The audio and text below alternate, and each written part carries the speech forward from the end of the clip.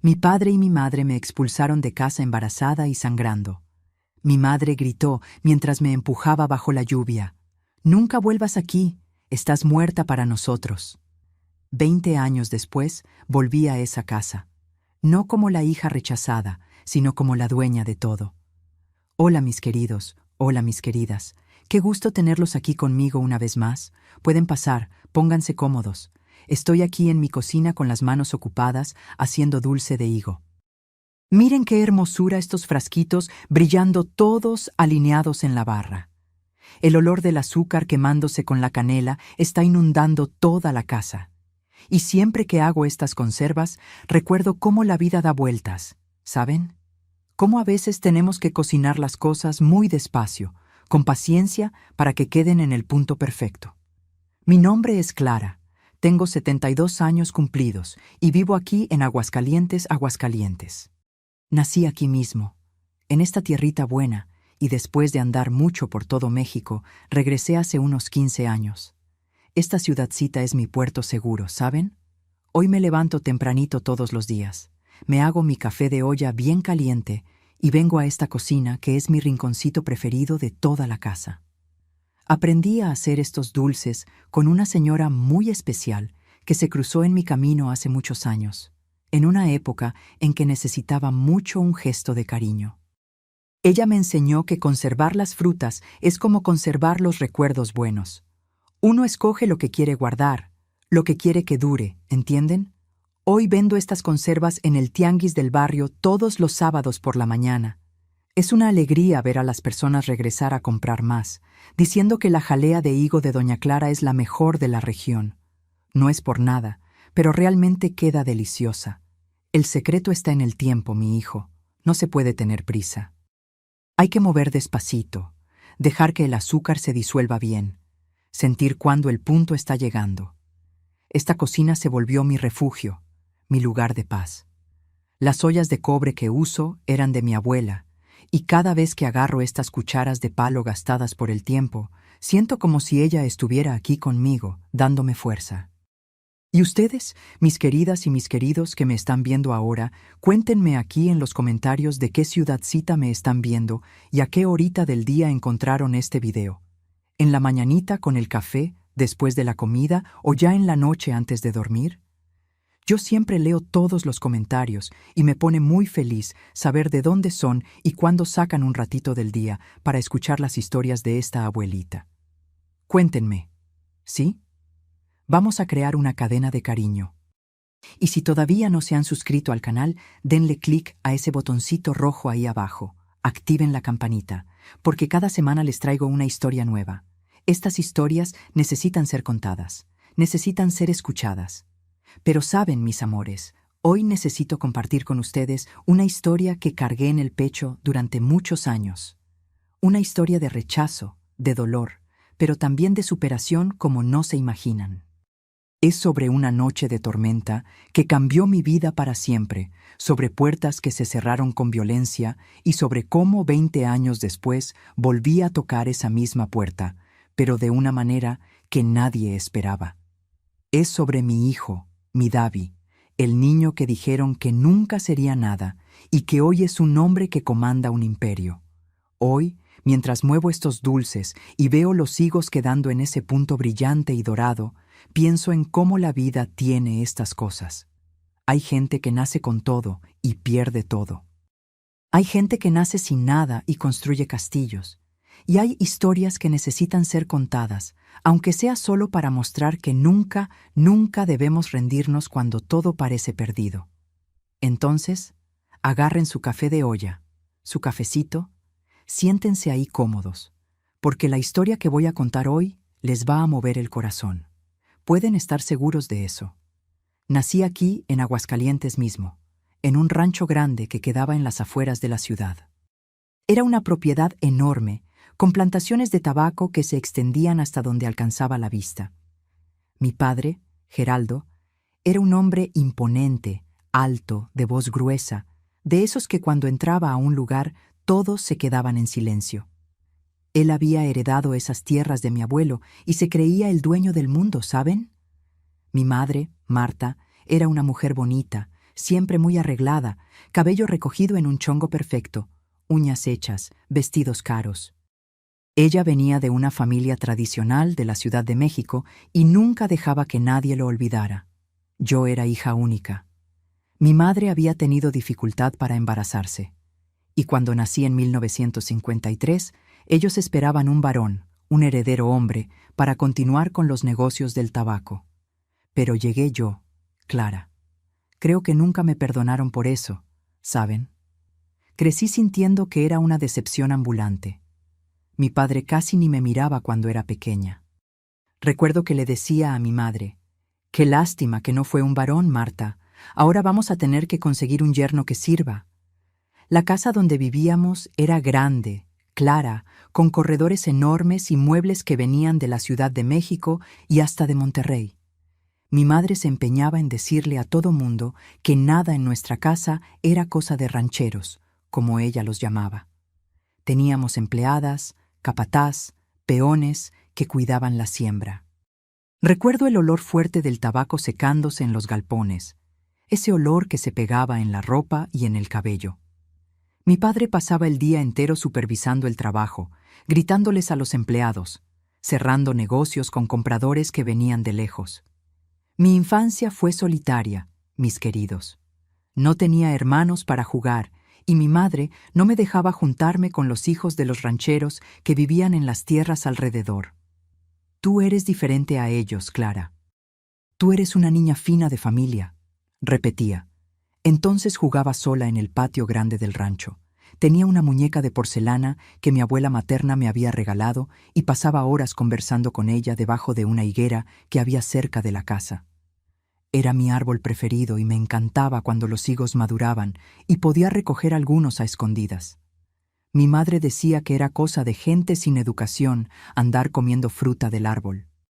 Cuando cumplí 7 años en 1960, empecé a estudiar en una escuela particular en Aguascalientes.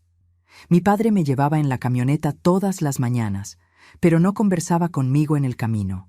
Se la pasaba refunfuñando sobre los precios del tabaco, sobre los empleados, sobre dinero, siempre sobre dinero. En la escuela, las otras niñas me encontraban rara porque era tímida, muy callada. Y cuando venían a jugar a casa, mi madre se ponía toda orgullosa, mostrando la casa, los muebles, las vajillas, como si estuviera en un desfile. Yo me moría de vergüenza. A los 10 años empecé a darme cuenta mejor de cómo eran mis padres con las personas.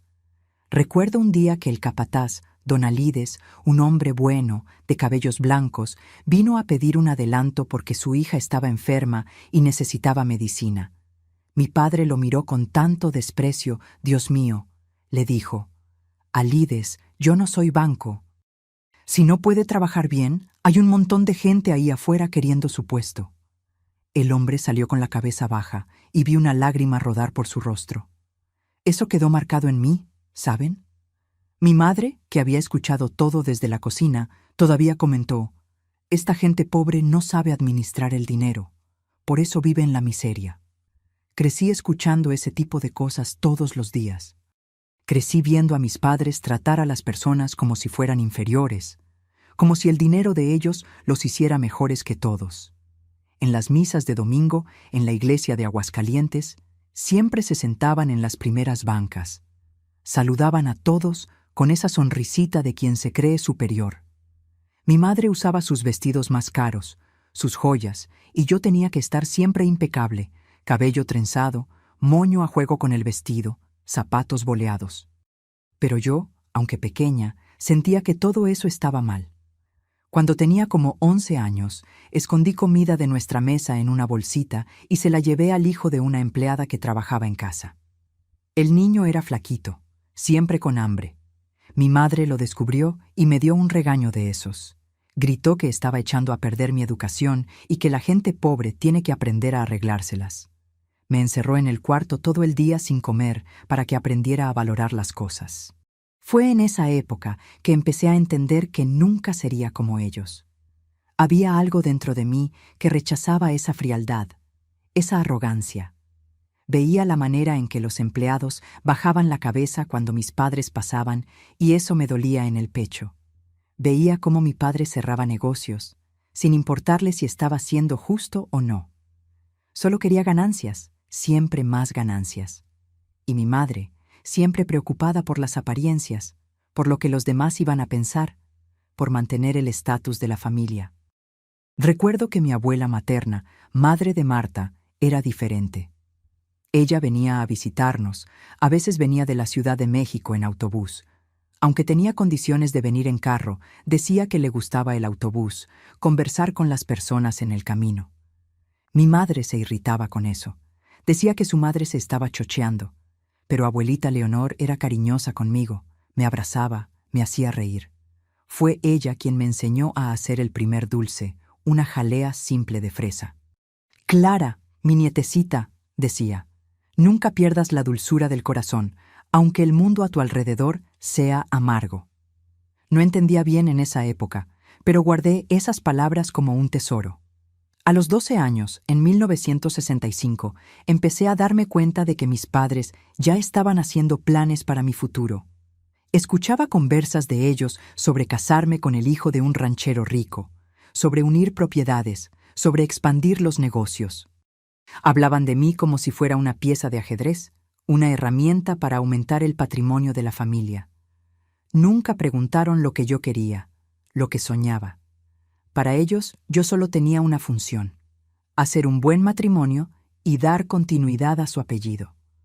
Y así fue pasando mi infancia, entre la soledad de una casa grande y el peso de expectativas que ni siquiera sabía si podría o querría cumplir. Los años fueron pasando y fui creciendo en ese rancho, siempre con esa sensación de no pertenecer a ese lugar, a esa vida que mis padres habían trazado para mí. Cuando cumplí 15 años, en 1968, las cosas empezaron a ponerse más tensas en casa. Mi padre intensificó las conversaciones sobre mi futuro matrimonio. Tenía un candidato en mente: Alceu, hijo de un ranchero rico de Calvillo, ciudad vecina. El muchacho tenía 20 años, era creído, arrogante, se creía la gran cosa porque su padre tenía tierras y dinero. Yo lo detestaba, pero mis padres organizaban cenas, forzaban encuentros, intentaban meterme eso por la garganta. Clara, necesitas entender que el matrimonio no es sobre amor, es sobre construir algo sólido, sobre unir patrimonios, decía mi padre, golpeando la mesa con ese modo autoritario suyo. Y mi madre completaba, arreglándome el cabello con fuerza. Nos vas a agradecer en el futuro. El amor pasa, hija. El dinero y el respeto, eso sí queda. Pero yo no quería esa vida. No quería casarme con Alceu. No quería ser la esposa trofeo de un hombre que apenas conocía y que me miraba como si fuera una propiedad a ser adquirida. Tenía sueños diferentes, aunque sin saber bien cuáles eran. Solo sabía que no era eso. Fue a los 17 años, en 1970, que mi vida cambió de verdad. El rancho necesitaba más mano de obra, y mi padre contrató a algunos muchachos nuevos para trabajar en la cosecha del tabaco. Entre ellos estaba Lucas. Tenía 19 años. Era de una familia humilde de Calvillo, pueblito chiquito de por ahí cerca.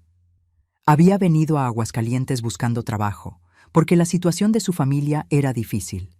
Era un muchacho guapo, de ojos claros, sonrisa fácil, manos callosas de tanto trabajo.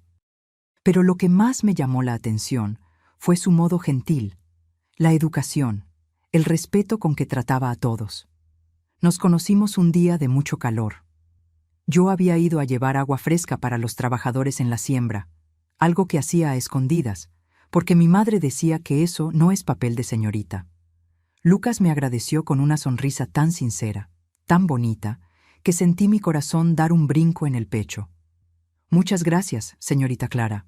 Usted es muy gentil», dijo. Y había una dulzura en ese modo simple de hablar que me tocó profundo. A partir de ahí, empecé a buscar pretextos para aparecer cerca de donde trabajaba. Conversábamos rápido y a escondidas, siempre con miedo de que alguien nos viera. Él me contaba sobre su vida, sobre los sueños de tener un pedacito de tierra, de sembrar, de construir una vida honesta. Yo le contaba sobre cómo me sentía atrapada en esa casa grande, sobre cómo no quería casarme con Alceu. Lucas me escuchaba con una atención que nunca había recibido de nadie. Mereces ser feliz, Clara. Mereces escoger tu propio camino, me decía, sosteniendo mi mano por un segundo antes de soltarla, siempre cuidadoso. En los meses siguientes, nuestro amor fue creciendo escondido, como una plantita que brota en una grieta de piedra. Nos encontrábamos detrás del galpón de tabaco, en las tardes en que todos estaban ocupados. Me besó por primera vez debajo de aquella higuera favorita y sentí que eso era lo que había esperado toda la vida. Era amor de verdad, puro, sincero. No tenía nada que ver con dinero, con estatus, con los planes que mis padres hacían. Éramos solo yo y él, dos corazones que se habían encontrado. Pero sabíamos que aquello era peligroso. Mi padre jamás aceptaría que me involucrase con un ranchero, como él los llamaba. Para él, Lucas no pasaba de ser un empleado, alguien inferior. Y mi madre, ni se diga. Le daría un ataque si se enteraba. Entonces, nos amábamos en secreto, soñando con un futuro que parecía imposible. Cuando cumplí 18 años en 1971, mis padres intensificaron aún más la presión para el matrimonio con Alceu. Habían fijado una fecha. Un año después me casaría, quisiera o no. Yo estaba desesperada. Fue cuando tomé una decisión que cambiaría todo. Me escapé con Lucas una noche. Nos encontramos en la carretera. Él había conseguido un aventón con un camionero amigo suyo y huimos a Calvillo, a la casa de su familia. Nos quedamos ahí escondidos por 3 meses. Su madre, doña Isaura, una señora de corazón enorme, nos acogió.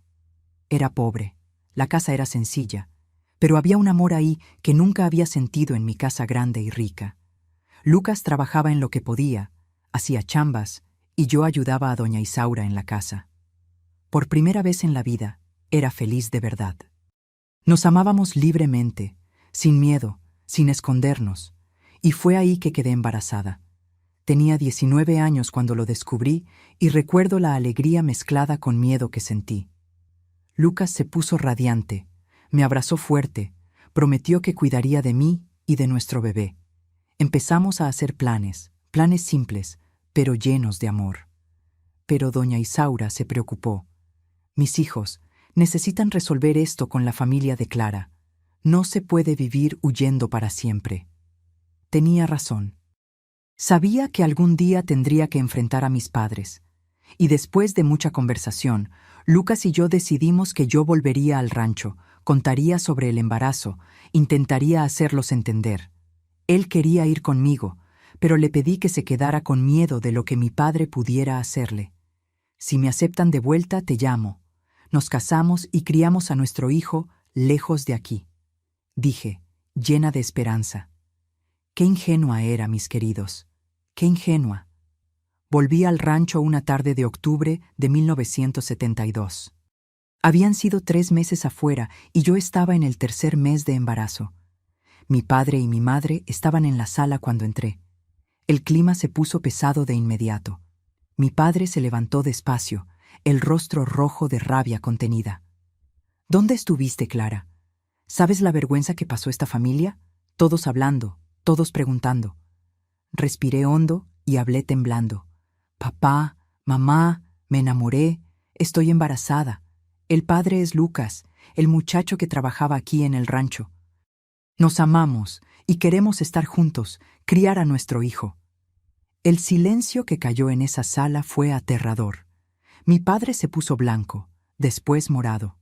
Mi madre se llevó la mano a la boca, los ojos desorbitados de horror. Y entonces empezó el infierno. ¿Te embarazaste de un ranchero?, gritó mi padre, y nunca lo había escuchado gritar tan fuerte. ¿De un peón? Destruiste a esta familia, Clara. Destruiste el nombre de tus abuelos, mi nombre, todo. Mi madre empezó a llorar, pero no era llanto de madre preocupada por su hija, era llanto de vergüenza, de rabia. ¿Cómo pudiste, Clara? ¿Cómo pudiste rebajarte así? Ese bastardo que estás cargando no es mi nieto, nunca lo será. Intenté explicar. Intenté hacerlos entender que era amor, que Lucas era un hombre bueno, trabajador, honesto, pero era como hablar con una pared, peor. Era como hablar con personas que tenían el corazón hecho de piedra. No querían escuchar. Solo repetían que había avergonzado a la familia, que era una decepción, que ese hijo no tenía lugar en esa casa. «Vas a quitarte a esa criatura», ordenó mi padre, frío como el hielo. «Vas a resolver eso, y después te vas a casar con Alceu. Así nomás. Inventamos una historia, decimos que te enfermaste y la vida continúa». Quitármelo. Estaba hablando de aborto, de matar a mi bebé. «Nunca», grité, protegiendo mi vientre con las manos. «Nunca voy a hacer eso. Este es mi hijo y lo voy a tener». La discusión se fue poniendo cada vez más violenta, más cruel. Mi padre decía cosas horribles. Mi madre lloraba y gritaba que yo la había matado de disgusto. Me encerraron en mi cuarto. Dijeron que me iba a quedar ahí hasta que volviera a la razón. Pasé días encerrada. Solo recibía comida por la puerta, escuchando a mi madre del otro lado hablando bajito sobre médicos que podrían resolver el problema. Yo estaba aterrada, mis queridos, aterrada por mi bebé, por mí, por Lucas, que estaba esperando noticias. Y entonces, en una noche de tormenta fuerte, pasó algo que cambió todo de una vez. Quedé encerrada en ese cuarto por casi 2 semanas, mis queridos, 2 semanas que parecieron 2 años. La ventana de mi cuarto daba al patio y veía la vida afuera continuar como si nada hubiera pasado. Veía a los empleados trabajando, veía a mi padre yendo y viniendo, veía todo siguiendo el ritmo normal, mientras yo estaba ahí, presa, embarazada, con miedo. Mi madre venía 3 veces al día a traer comida. No entraba, solo abría la puerta una rendija, dejaba el plato en el piso como si fuera un perro y se iba sin decir una palabra. A veces intentaba hablar con ella a través de la puerta. «Mamá, por favor, tenemos que conversar. Sé que está enojada, pero este es su nieto. Es sangre de su sangre». Silencio. Nunca respondía. Solo escuchaba sus pasos alejándose por el pasillo. Las noches eran las peores. Me quedaba acostada en la cama, abrazada a una almohada, conversando bajito con mi bebé. Pasaba la mano por mi vientre todavía pequeño y prometía: «Mamá te va a proteger, mi amor. No importa lo que pase, vamos a estar juntos». Pero por dentro estaba aterrada. ¿Y si realmente me forzaban a hacer algo contra mi hijo? ¿Y si lograban llevarme con uno de esos médicos que hacían esas cosas horribles? No dormía bien. Estaba en un estado de alerta constante, con miedo de que en cualquier momento vinieran a buscarme a la fuerza. Fue en la 2ª semana que mi padre cambió de estrategia. Empezó a venir a conversar conmigo a través de la puerta. Pero no era conversación de padre preocupado. No. Era manipulación pura, mis amores. Hablaba con esa voz calmada, controlada, que era hasta más espantosa que los gritos. «Clara, estás siendo egoísta. Piensa en tu madre, en el estado en que la dejaste. Piensa en mí, en lo que voy a tener que enfrentar en la ciudad. Todos ya están hablando. Alceu rompió el compromiso, por supuesto. ¿Qué hombre de respeto te querría ahora?» Hacía pausas esperando que yo respondiera, pero me quedaba callada, temblando. «Todavía eres joven, tienes toda la vida por delante. Líbrate de ese problema ahora, cásate bien dentro de unos años y olvidamos que esto pasó. Pero si insistes en esta locura, estás echando tu vida a la basura y la nuestra también». Repetía eso todos los días, variando las palabras, pero siempre con el mismo mensaje. Mi bebé era un problema, un error, algo que necesitaba ser borrado para que la vida volviera a la normalidad. Y lo peor es que hablaba todo eso como si me estuviera haciendo un favor, como si estuviera intentando salvarme de mí misma. Mi madre también empezó a entrar en el juego. Un día específico, finalmente abrió la puerta y entró al cuarto. Yo estaba sentada en la cama y cuando la vi, mi corazón dio un brinco de esperanza. «¿Mamá?», empecé, pero ella levantó la mano mandándome callar. «Traje algo para que leas», dijo, y arrojó sobre la cama un papel. Era un folleto de esos de iglesia hablando sobre pecado, sobre deshonra, sobre mujeres que desobedecían a los padres y caían en desgracia. Necesitas entender la gravedad de lo que hiciste, Clara. Pecaste, te entregaste a un hombre sin estar casada, quedaste embarazada fuera del matrimonio. Eso es una vergüenza ante Dios y los hombres. Se fue y me dejó ahí con ese papel en las manos. Lo arrojé lejos, con rabia, con tristeza. Estaban usando hasta la religión para manipularme, para hacerme sentir sucia, equivocada, culpable. Pero yo sabía que amar a Lucas no era pecado. Sabía que mi bebé no era una maldición. Eran solo ellos que tenían el corazón demasiado duro para ver eso. Los días fueron pasando y la situación fue empeorando. Empecé a sentirme mal físicamente. La comida que mi madre traía era poca. Apenas alcanzaba para una persona, mucho menos para una embarazada. Estaba adelgazando, quedándome débil. Había días que me sentía mal, sentía mareos y gritaba pidiendo ayuda, pero nadie venía. Una vez me caí al piso del cuarto, muy débil, y me quedé ahí acostada, llorando, pensando que iba a morir ahí sola. Recuerdo un día específico, debían ser unos 10 días después de que me encerraron, que escuché a mis padres conversando del otro lado del cuarto. Hablaban bajo, pero se podía entender. «Geraldo, no estás cediendo. Tenemos que tomar una medida más drástica», decía mi madre. Y mi padre respondió: «Conozco a un hombre en Calvillo. Él resuelve estas situaciones. La llevamos mañana. Ni siquiera necesita que esté de acuerdo». Mi sangre se heló. Estaban planeando llevarme a la fuerza. Esa noche no dormí nada. Me quedé sentada, recostada en la puerta, temblando, pensando en cómo iba a reaccionar si venían a buscarme. Llegué a pensar en saltar por la ventana, aunque sabía que podía lastimarme. Pero, ¿y mi bebé? No podía arriesgarme. Entonces recé. Recé como nunca había rezado en la vida. Le pedí a Dios que protegiera a mi hijo, que me diera fuerzas, que mostrara una salida. A la mañana siguiente sentí un dolor extraño en el vientre. No era un dolor fuerte, pero era diferente, incómodo. Intenté no darle importancia. Pensé que era nerviosismo, pero durante el día el dolor fue aumentando y me di cuenta de que había algo mal. Fui al baño del cuarto y cuando vi, Dios mío, había sangre. No mucha, pero había. Mi corazón se disparó. «Mi bebé», susurraba desesperada.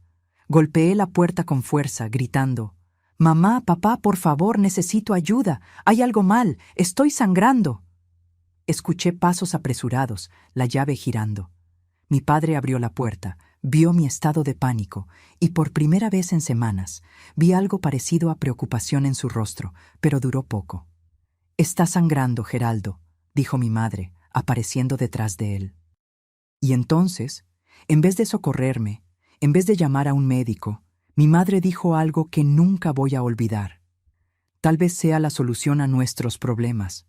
Tal vez la naturaleza esté resolviendo lo que tú te niegas a resolver». No podía creer lo que estaba escuchando. Mi propia madre estaba esperando que perdiera a mi bebé. Me caí de rodillas al piso, abrazando mi vientre, y empecé a llorar desesperada. «Por favor, llévenme al hospital, mi bebé, por favor». Pero mi padre solo movió la cabeza. «Tú creaste esta situación, Clara. Ahora aguanta las consecuencias». Y cerró la puerta de nuevo.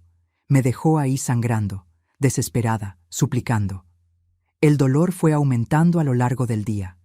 Me arrastré hasta la cama, me enrocé en posición fetal, rezando, llorando, conversando con mi bebé. «Aguanta firme, mi amor. Mamá no se va a rendir contigo nunca. Vamos a sobrevivir. Vamos a salir de aquí». Cuando llegó la noche, había una tormenta terrible afuera. Los truenos sacudían la casa, los relámpagos iluminaban mi cuarto, y el dolor había empeorado mucho. Tenía fiebre, sudor frío, el sangrado había aumentado. Sabía que estaba mal, muy mal. Y fue cuando tomé la decisión más difícil de mi vida. Me levanté de la cama con toda la fuerza que me quedaba y empecé a golpear la puerta con los puños. Golpeé, golpeé, golpeé hasta que me dolieron las manos. «Me voy a ir», grité con toda la fuerza de mis pulmones.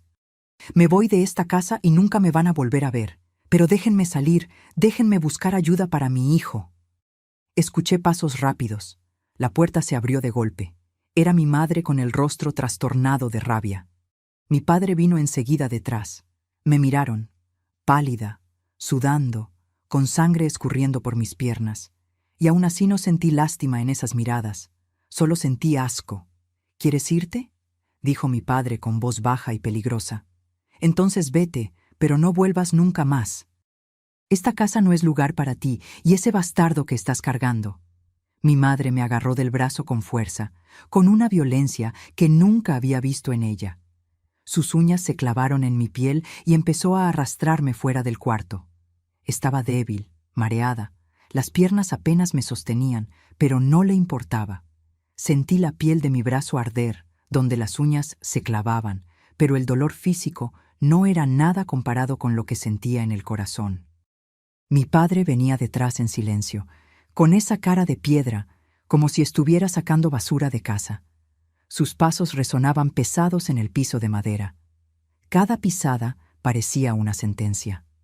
«Mamá, por favor», suplicaba mientras me jalaba por el pasillo. Mis pies descalzos resbalaban en el piso encerado, dejando marcas de sangre. «Necesito un médico. Mi bebé, por favor, mírame, mamá. Soy tu hija». Pero era como gritar al viento. No estaba escuchando, no quería escuchar. Su rostro estaba transfigurado de odio, de repulsión, las venas del cuello saltadas, la boca retorcida en una mueca que nunca había visto. Era como si se hubiera transformado en otra persona, en algo que no tenía nada de madre, nada de humano. Pasamos por la sala donde había jugado cuando niña. Vi de reojo el sillón donde mi abuela Leonor solía sentarse a conversar conmigo, y un sollozo salió de mi garganta. Esa casa que había sido mi vida entera me estaba escupiendo afuera, como si nunca hubiera pertenecido ahí. Bajamos las escaleras, yo casi cayéndome porque mis piernas no tenían fuerza, y fuimos directo a la puerta del frente. En cada escalón tropezaba y mi madre me jalaba con más fuerza, sin paciencia, sin cuidado. Mi rodilla golpeó uno de los escalones y grité de dolor, pero ni siquiera volteó. La tormenta afuera estaba violenta, mis queridos. La lluvia golpeaba el techo como si fueran piedras. Los truenos resonaban, haciendo que toda la estructura de la casa temblara.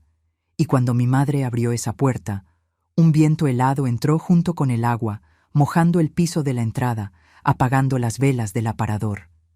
«¡Mamá, no!», grité, agarrándome del marco de la puerta con la fuerza que me quedaba. Mis dedos se aferraron a la madera con desesperación, las uñas arañando, intentando afirmarse en cualquier cosa. «Al menos déjame llevar algo, una ropa, un dinero. Déjame llevar una foto de la abuelita Leonor, por favor». Pero empezó a empujar mis dedos para soltarlos con tanta fuerza que dolía, doblándolos hacia atrás hasta que tuve que soltar. «No vas a llevarte nada de esta casa», gritó bien en mi cara, tan cerca que sentí las salpicaduras de saliva. Sus ojos estaban llenos de una rabia que parecía venir de un lugar muy profundo, muy oscuro, un lugar que no conocía. «Nada aquí es tuyo. Renunciaste a todo cuando decidiste rebajarte con ese ranchero inmundo. Tú escogiste la cloaca. Ahora vas a vivir en ella». Y entonces mi padre se acercó. Ya no estaba calmado, no. Tenía esa vena saltando en la frente, el rostro rojo como brasa, los puños cerrados tan apretados que los nudillos estaban blancos. «¿Ensuciaste el nombre de esta familia, Clara?», dijo, la voz saliendo en un gruñido bajo que era más aterrador que cualquier grito. «Escupiste en la memoria de tus abuelos, de los bisabuelos, en mi reputación, en todo lo que construimos durante generaciones. ¿Y ahora quieres que cuidemos de ti? ¿Que mantengamos el fruto de tu inmoralidad? ¿Que aceptemos a ese bastardo como parte de esta familia?». Escupió la palabra bastardo con tanto veneno que parecía quemar, y entonces me agarró del brazo con fuerza. La misma mano que nunca me había abrazado de verdad, que nunca me había hecho una caricia, ahora me estaba lastimando, y me empujó afuera con tanta violencia que mis pies apenas tocaron los escalones del corredor. Volé por el aire por un segundo y caí de rodillas en la madera mojada del corredor, la lluvia ya empapándome en segundos, helada como hielo derretido. Intenté levantarme, pero estaba tan débil, tan mareada. Mis manos resbalaban en la madera lisa y mojada. Por favor, sollozaba, extendiendo la mano hacia ellos, el agua de la lluvia mezclándose con mis lágrimas. Soy su hija. No pueden hacerme esto. Estoy sangrando. Puedo morir aquí. Mi bebé puede morir. ¿Van a tener la muerte de dos en sus espaldas? ¿Quieren eso? Pero fue ahí que mi madre dijo la frase que quedó grabada en mi alma como hierro caliente marcando ganado.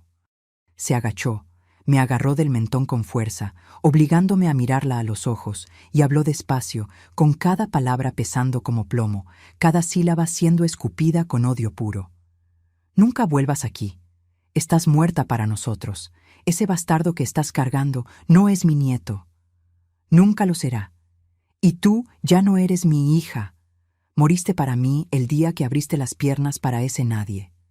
Si te veo de nuevo en esta propiedad, llamo a la policía y te hago arrestar por invasión. Vete, quítate de mi vista. Y entonces me empujó con el pie, me empujó como si fuera un animal muerto en la carretera. Y rodé los 2 escalones del corredor y caí en el lodo de la entrada. El lodo frío entró en mi boca, en mi nariz, en mis ojos. Me retorcía, escupía, intentando limpiar mi rostro. La puerta se cerró detrás de mí con un estruendo que fue sofocado por un trueno inmenso que hizo temblar la tierra. Escuché el cerrojo siendo cerrado, ese sonido metálico que significaba fin, que significaba muerte. Escuché a mi padre decir del otro lado: «Apaga las luces del frente, no quiero ni ver su sombra». Y ahí me quedé, caída en el piso, bajo la lluvia que parecía 1000 agujas perforando mi piel, en el lodo que se pegaba a todo, sangrando, sola, expulsada, rechazada, abandonada como un perro que nadie quiere más. Me quedé ahí postrada por un tiempo que no sé decir si fueron minutos u horas. El tiempo había dejado de tener sentido. La lluvia caía tan fuerte que apenas podía respirar. Tenía que voltear la cabeza de lado para no ahogarme con el agua. El barro se estaba pegando a mi cuerpo, a mi cara, a mi cabello, entrando en mi ropa rasgada.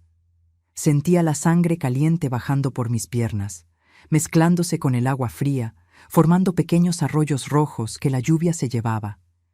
Y el dolor físico era terrible, como si alguien estuviera retorciendo mis entrañas con las manos.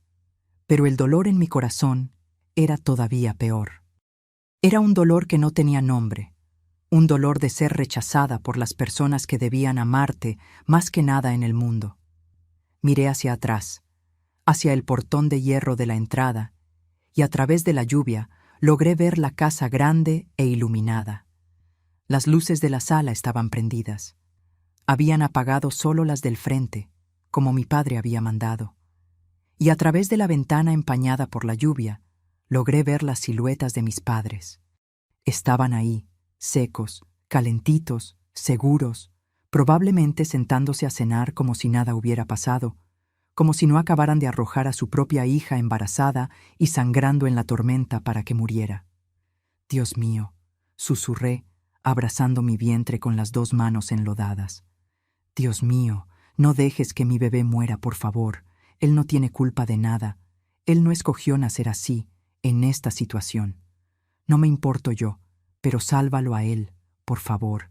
Déjalo vivir. Un relámpago cortó el cielo justo encima de mí, iluminando todo con una luz blanca y cegadora. Y por un segundo vi mi situación de verdad. Era una muchacha de 19 años, abandonada, sin un centavo en el bolsillo, sin una ropa seca, sin un lugar a donde ir, embarazada y sangrando, posiblemente perdiendo a mi bebé ahí mismo en ese lodo. Y los únicos culpables de eso estaban ahí dentro de esa casa, comiendo, durmiendo, viviendo sin ningún remordimiento. Fue en ese momento, mis queridos, que algo cambió dentro de mí.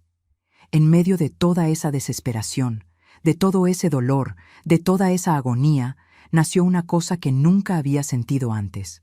Una rabia fría, profunda, y junto con ella una determinación de acero. No era solo rabia, era una promesa que hice ahí caída en ese lodo, casi muriendo. Intenté levantarme. Logré quedar de rodillas primero, apoyada en las manos. El lodo escurría de mí en ondas gruesas y marrones. Después logré levantar un pie, después el otro. Me quedé de pie, tambaleándome, temblando toda, pero de pie, y miré hacia esa casa por última vez. Voy a sobrevivir, dije en voz alta para la lluvia, para la noche, para Dios, para mis padres que no podían escucharme, pero que algún día se enterarían de estas palabras. Voy a sobrevivir y voy a criar a mi hijo. Lo voy a transformar en un hombre tan grande, tan poderoso, que se van a arrepentir de cada segundo de esta noche. Un día van a rogar por su perdón, y ese día quiero estar ahí para ver. Le di la espalda a esa casa y empecé a caminar, arrastrándome por el camino de tierra que llevaba a la ciudad. La lluvia seguía cayendo, pero ya no me importaba. Cada paso era una agonía. Mis pies descalzos pisaban piedras filosas, ramas, hoyos llenos de agua helada. Me caía, me levantaba, me caía de nuevo. Las piernas temblaban tanto que apenas me sostenían. El sangrado continuaba, el dolor continuaba. Sentía la debilidad apoderándose de mí, pero no podía parar. Si paraba, me iba a desmayar ahí, y si me desmayaba, iba a morir. Tan simple como eso. El camino parecía no tener fin. Estaba tan oscuro que apenas veía un palmo adelante. Solo los relámpagos iluminaban el camino de vez en cuando, mostrando el camino lodoso, extendiéndose hacia adelante, siempre hacia adelante, sin fin. Tropezaba con piedras, con hoyos llenos de agua, con raíces de árboles. Mis manos estaban cortadas de tanto caer e intentar apoyarme. En determinado momento, después de lo que pareció una eternidad caminando, mi cuerpo simplemente no aguantó más. Mis piernas fallaron y caí en el lodo. Intenté levantarme, pero no tenía más fuerza, nada. Era como si alguien hubiera apagado un interruptor dentro de mí. Me quedé ahí en cuatro, vomitando agua y bilis, tosiendo, llorando. El sabor de sangre en mi boca mezclado con barro. El dolor en el vientre había aumentado tanto que apenas podía respirar. No voy a lograrlo, pensé, dejando caer mi cabeza en el lodo. Voy a morir aquí en el camino, y nadie nunca lo va a saber. Van a encontrar mi cuerpo de aquí unos días, hinchado, comido por los animales, y van a decir que me lo merecía. Que eso es lo que pasa con las muchachas que desobedecen a los padres. Las lágrimas salían mezcladas con la lluvia, y sentí la desesperación más profunda que un ser humano puede sentir. La desesperación de saber que vas a morir y no poder hacer nada para evitarlo. Pero entonces, en ese momento de rendición total, cuando ya estaba lista para cerrar los ojos y dejar que todo terminara, sentí algo, un movimiento pequeñito, casi imperceptible, bien en el fondo de mi vientre, tan suave que casi pensé que lo había imaginado. Pero no, estaba ahí. Mi bebé, mi hijo estaba ahí, vivo, luchando para sobrevivir junto conmigo. Y fue como si me estuviera diciendo, no te rindas, mamá. Estoy aquí, estoy contigo, lo vamos a lograr. Ese movimiento minúsculo fue como un choque eléctrico en todo mi cuerpo. Abrí los ojos de repente, limpié el lodo de mi cara lo mejor que pude. ¿Estás vivo?, susurré, pasando la mano por mi vientre. Mi bebé, estás vivo, te sentí. Y una sonrisa apareció en mi rostro en medio de toda esa miseria. Una sonrisa de puro alivio, de pura gratitud. Encontré fuerzas que no sabía que tenía. Fuerzas que venían de algún lugar muy profundo, muy primitivo. El instinto de madre, esa cosa que no tiene explicación, pero que existe y es más fuerte que todo. Me levanté de nuevo, apoyándome en un árbol cercano. Limpié el lodo de mi cara con las manos temblando de frío y agotamiento, y continué, un pie delante del otro, despacio, muy despacio, pero continué. Lo vamos a lograr, mi amor, susurraba para mi bebé, conversando con él como si pudiera escucharme. Mamá no se va a rendir contigo nunca. Me diste fuerza ahora, me mostraste que estás vivo, entonces ahora es mi turno de protegerte. Te lo prometo, mi hijo, vamos a salir de esta. Después de lo que pareció una eternidad caminando en la oscuridad y la lluvia, después de caer unas 3 o 4 veces más, después de pensar que me iba a desmayar a cada paso, vi algo que me pareció una visión celestial. Una luz amarilla y débil, pero que brillaba en la oscuridad como una estrella. Era una casa pequeña, humilde, a la orilla del camino. No era nada comparada con la mansión de mis padres. Era una casita sencilla, de madera, con techo de lámina, donde la lluvia golpeaba haciendo ruido. Pero en ese momento, esa casita simple, con su lucecita débil en la ventana, era la cosa más bonita, más bienvenida que había visto en mi vida. Usé el resto de mis fuerzas para llegar hasta ahí. Tambaleé por el patio de tierra apisonada. Pasé por unas gallinas mojadas que escarbaban debajo de un cobertizo y finalmente llegué a la puerta. Toqué débil. Mi mano apenas hacía sonido en la madera vieja. Esperé. Nada. Respiré hondo, intentando encontrar fuerza para tocar más fuerte. Toqué de nuevo, esta vez con el puño cerrado, más fuerte, dejando salir mis últimos restos de energía en ese toque. ¡Socorro! Intenté gritar, pero mi voz salió casi en un susurro ronco arrastrado. «Por favor, ¿hay alguien ahí? ¡Socorro!». Escuché movimientos ahí dentro, pasos arrastrados, una voz de mujer refunfuñando algo sobre quién tocaba a la puerta a esa hora de la noche. La puerta se abrió despacio y apareció una señora ya mayor, cabellos canosos, despeinados, de bata floreada, con un quinqué en la mano. La luz débil iluminó mi rostro y cuando me vio, empapada, cubierta de lodo de pies a cabeza, con sangre escurriendo por mis piernas, embarazada, temblando, casi desmayándome, sus ojos se abrieron tanto que parecía que iban a saltar. «Dios santo, muchacha», gritó, casi tirando el quinqué.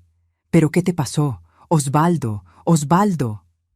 Dejó el quinqué encima de una mesita en la entrada y me agarró de los hombros antes de que me cayera.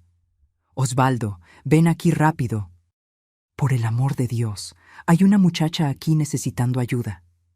Apareció un señor también mayor, más o menos unos 60 años, de pantalón viejo y playera, el cabello blanco todo parado, los ojos todavía soñolientos, pero que despertaron completamente cuando me vieron. «Virgen Santa», exclamó. «Neusa, esta muchacha está sangrando. Tráela adentro rápido. Vamos, vamos, métela para adentro. Ayúdame aquí, Osvaldo», comandó doña Neusa. Y los dos me tomaron, cada uno de un lado, y me cargaron adentro de la casa. Yo apenas podía mantener los ojos abiertos. Todo estaba girando, poniéndose borroso. La casa era pequeña, humilde, con un olorcito a café viejo, humo de estufa de leña y queroseno de los quinqués. Había unos santos en la pared, un crucifijo, fotos antiguas en portarretratos sencillos. Doña Neusa me acostó en un sofá viejo, de tela gastada, pero limpio, y empezó a quitarme mi ropa mojada y enlodada con cuidado, cubriéndome con cobijas que olían a jabón casero y sol. Don Osvaldo encendió más quinqués para aclarar mejor, y la casa quedó iluminada con esa luz amarillenta y temblorosa. «Muchacha, estás sangrando mucho», dijo doña Neusa con voz preocupada, pero firme, controlada. Tenía ese modo de quien ya había visto muchas cosas en la vida y sabía mantener la calma en emergencias. «¿Estás embarazada? ¿De cuántos meses? Cuéntame, hija, ¿qué pasó?». 3 meses y medio. Logré hablar, temblando tanto que mis dientes hacían ruido. Sentía el frío hasta los huesos, un frío que parecía que nunca más se iba a ir. «Por favor, mi bebé, salven a mi bebé. Mis padres me expulsaron. No tengo a dónde ir, pero por favor, salven a mi bebé». Los dos intercambiaron una mirada. Una de esas miradas de pareja que vivió tantos años juntos que no necesita palabras para entenderse. «Osvaldo, agarra la camioneta. Tenemos que llevarla al hospital en Aguascalientes. Ahora. Esta muchacha puede morir y el bebé también», ordenó, Y don Osvaldo ya estaba tomando las llaves antes de que ella terminara de hablar. Doña Neusa se agachó a mi lado, tomó mi mano helada y sucia entre las suyas, que eran ásperas y callosas, pero calientes, tan calientes. Y entonces me miró con ojos cafés, llenos de una bondad genuina, de una humanidad que no veía hacía tanto tiempo, que pensaba que ya no existía en el mundo.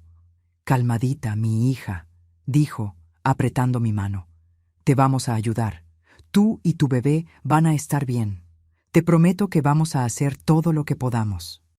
Y ahí, en esa casita sencilla, tan diferente de la mansión donde había crecido, en los brazos de esa señora que ni me conocía, que no sabía mi nombre, que no sabía nada sobre mí, pero que me acogió cuando mis propios padres me arrojaron para que muriera, finalmente dejé salir el llanto.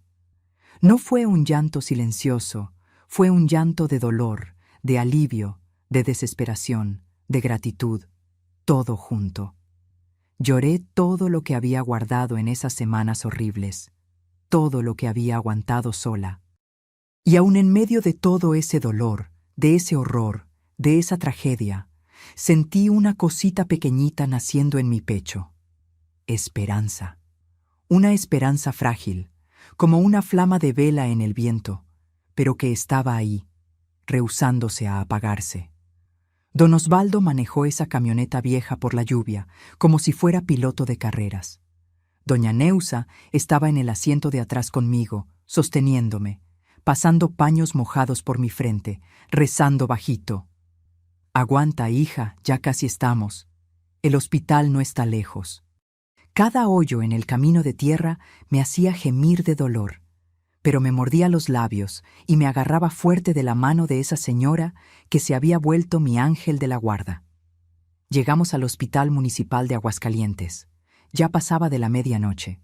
Don Osvaldo tocó el claxon en la entrada de emergencias y enseguida aparecieron 2 enfermeros con una camilla.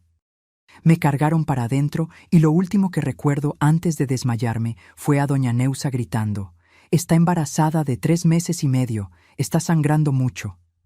Desperté al día siguiente en un cuarto de hospital con olor a éter y medicina. Tenía un suero en mi mano y cuando intenté moverme, un dolor agudo en el vientre me hizo parar. Una enfermera se dio cuenta de que había despertado y vino corriendo. «Calmada, muchachita, no te muevas mucho. Tuviste un desprendimiento de placenta, pero logramos estabilizarte». «¿Mi bebé?», fue lo primero que logré preguntar, la voz saliendo débil y ronca. «¿Mi bebé está vivo?». Ella sonrió, una sonrisa cansada, pero sincera. «Sí está. Su corazoncito está latiendo fuerte. Tuviste suerte, muchacha. 1 hora más bajo la lluvia y no hubiéramos podido salvarlos a los 2». Lloré de alivio. Lloré tanto que la enfermera tuvo que calmarme, diciendo que el llanto hacía mal, que necesitaba reposo absoluto. Pero eran lágrimas de gratitud, de alivio inmenso. Mi hijo estaba vivo. Mi hijo había sobrevivido a esa noche horrible. Doña Neusa y don Osvaldo me visitaron todos los días durante la semana que estuve internada. Llevaban frutas, caldo de pollo que doña Neusa hacía en casa, ropa limpia. «Nosotros no tenemos mucho, Clara», decía sentándose en la silla al lado de la cama. «Pero lo poco que tenemos lo compartimos contigo. Cuando salgas de aquí, te vienes a vivir con nosotros hasta que te recuperes bien». No tenía palabras para agradecer. Esa pareja de rancheros pobres que ni me conocían me estaban tratando mejor de lo que mis propios padres ricos algún día me habían tratado. «¿Por qué están haciendo esto por mí?», pregunté uno de esos días, sosteniendo la mano callosa de doña Neusa.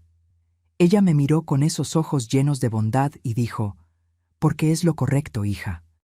Porque todos merecen una segunda oportunidad y porque yo también pasé por tiempos difíciles y sé lo que es no tener a nadie».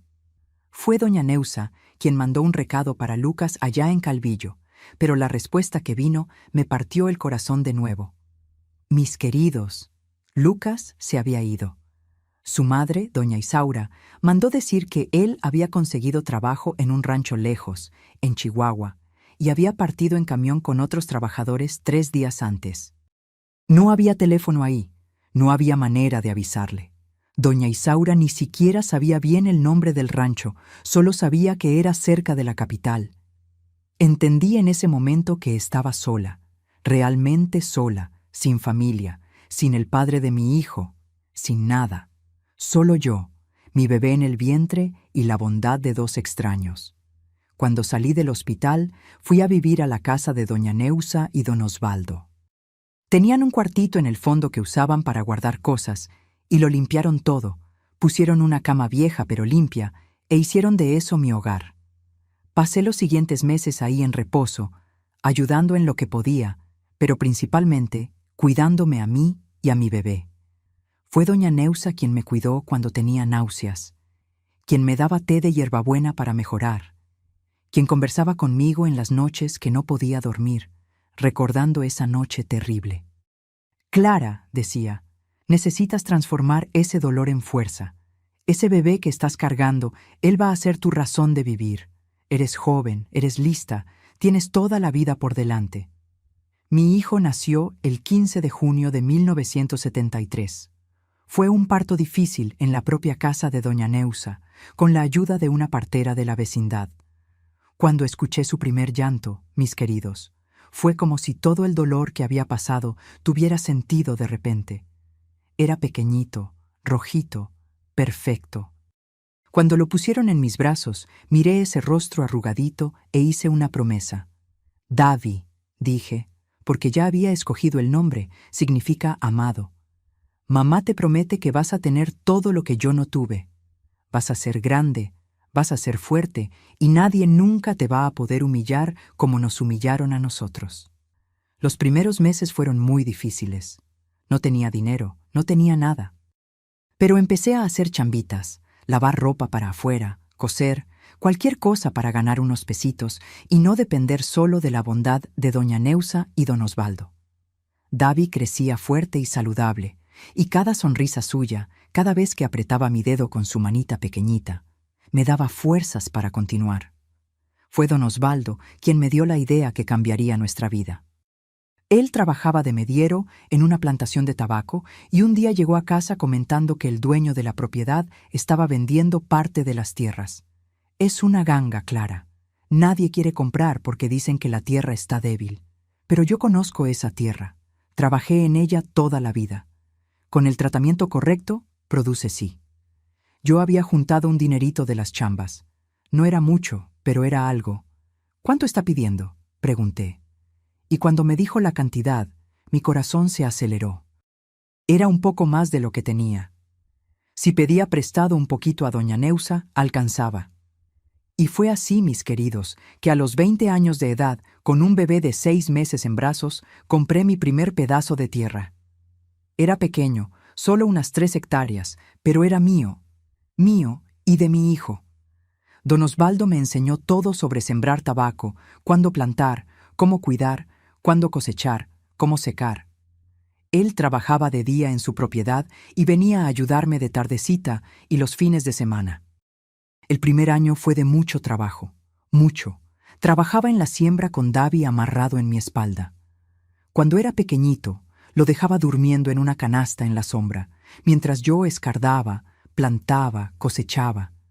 Mis manos se pusieron callosas, mi espalda dolía todos los días, pero cuando vendí mi primera cosecha y recibí el dinero, mis queridos, fue una de las mayores alegrías de mi vida. No era mucho dinero, pero era mío, conquistado con mi sudor, con mi trabajo. Usé parte para comprar más tierra, parte para mejorar la que tenía y parte para garantizar que Davi tuviera lo que necesitaba. Los años fueron pasando y fui creciendo en el negocio. Aprendí todo sobre el tabaco, las mejores semillas, los mejores compradores, cómo negociar precio. Descubrí que tenía talento para eso, para hacer negocios, para ver oportunidades que otros no veían. En 1978, 5 años después de que compré ese primer pedacito de tierra, ya tenía 15 hectáreas y estaba contratando gente para ayudarme. Davi crecía viéndome trabajar. Desde pequeñito, iba conmigo a la siembra, me veía negociar con compradores, me veía hacer cuentas, planear siembras. «Mamá», preguntaba cuando tenía como 6 años, «¿por qué trabajamos tanto?». Y yo decía, Porque estamos construyendo un imperio, mi hijo. Un día todo esto va a ser tuyo y vas a ser tan grande que nadie nunca te va a poder menospreciar. Le contaba poco a poco, conforme iba creciendo, sobre lo que había pasado, sobre los abuelos que nos habían rechazado, sobre esa noche de tormenta. No le contaba con rabia, sino con firmeza. Mi hijo, existen personas en el mundo que creen que son mejores que otras solo porque tienen dinero. Personas que pisotean a otros porque pueden, pero tú nunca vas a ser así. Vas a ser fuerte, vas a ser rico, pero vas a tener corazón. Y un día vamos a mostrarle a esas personas de qué somos capaces. En 1985, 12 años después de que empecé, ya tenía más de 50 hectáreas y había abierto una pequeña empresa de procesamiento de tabaco. No solo sembraba, también compraba de otros productores y revendía procesado. Las ganancias crecían y con ellas mi ambición también. Davi, a los 12 años ya me ayudaba en los negocios. Era un niño listo, inteligente, aprendía rápido. Lo puse en la mejor escuela particular de Aguascalientes, la misma escuela donde yo había estudiado, solo que ahora yo pagaba con mi propio dinero.